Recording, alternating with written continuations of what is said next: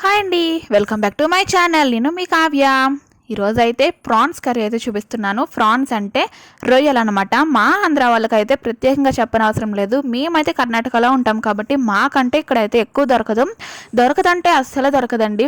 Fish అయితే దొరుకుతుంది, కానీ ఇదైతే అస్సలు దొరకదు, రొయ్యలు అనేవి. ఇంకా మా అమ్మ వాళ్ళ ఇంటికి వెళ్ళినప్పుడు అయితే ఇవైతే ఖచ్చితంగా తినేస్తాము. ఇంకా రెసిపీలోకి వెళ్ళిపోదామా. అయితే ముద్ద మసాలా అనమాట.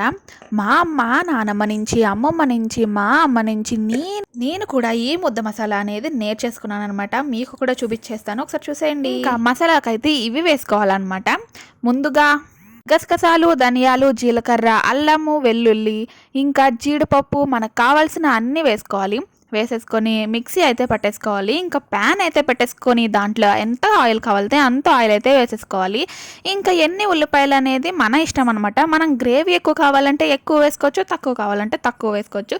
ఇంకా ఉల్లిపాయలు, పచ్చిమిరపకాయలు వేసేసుకొని బాగా ఫ్రై చేసుకోవాలి. అవనేవి కలర్ చేంజ్ అయిన తర్వాత మన రెడీ చేసుకున్న టమాటా ముక్కలు కూడా వేసేసుకోవాలి. టమాటా ముక్కలు కూడా బాగా ఫ్రై అయిపోవాలి. దాంట్లోంచి వాటర్ అనేవి రిలీజ్ అయిపోయి బాగా ఉండాలి. చూసారా టమాటాలు ఎంత రెడ్గా ఉన్నవి? ఇవైతే బెంగళూరు టమాటాలు అనమాట.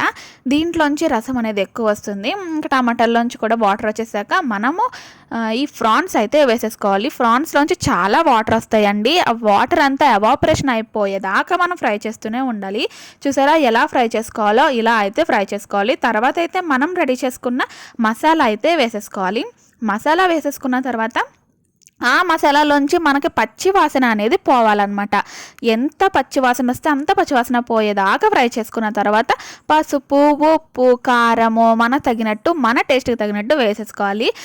చూసారా మా ప్రాన్స్ కర్రీ అయితే రెడీ అయిపోయింది. మేమైతే ఈ విధంగానే చేసుకుంటాము. మీరైతే ఏ విధంగా చేసుకుంటారు? ఇంకా వాటర్ వేసేసుకొని మూత పెట్టేసుకోవాలి. ఎందుకంటే ఫ్రాన్స్లోంచి వాటర్ వచ్చాయి కదండి, ఆ వాటర్ అయితే సరిపోవు, కొంచెం గ్రేవీ కావాలి కదా, అందుకని కొన్ని వాటర్ అయితే వేసాను. ఎంతో గుమగుమలాడే ప్రాన్స్ కర్రీ అయితే రెడీ అయిపోయింది. మా ఆంధ్ర వాళ్ళకి ఇదైతే పరిచయం చేయనవసరం లేదు, అందరింట్లోనే ప్రత్యేకంగా చేసుకుంటూ ఉంటారు. చూసారా మా ప్రాన్స్ కర్రీ అయితే రెడీ అయిపోయింది. ఒక్క 5 minutesలో అయితే రెడీ అయిపోతుంది. చిటికలో చేసేయచ్చు. మీరు ట్రై చేయండి. నచ్చితే లైక్ చేయండి, షేర్ చేయండి, సబ్స్క్రైబ్ చేయండి. మీ ఫ్రెండ్ అండ్ ఫ్యామిలీలకు అయితే షేర్ చేసుకోండి.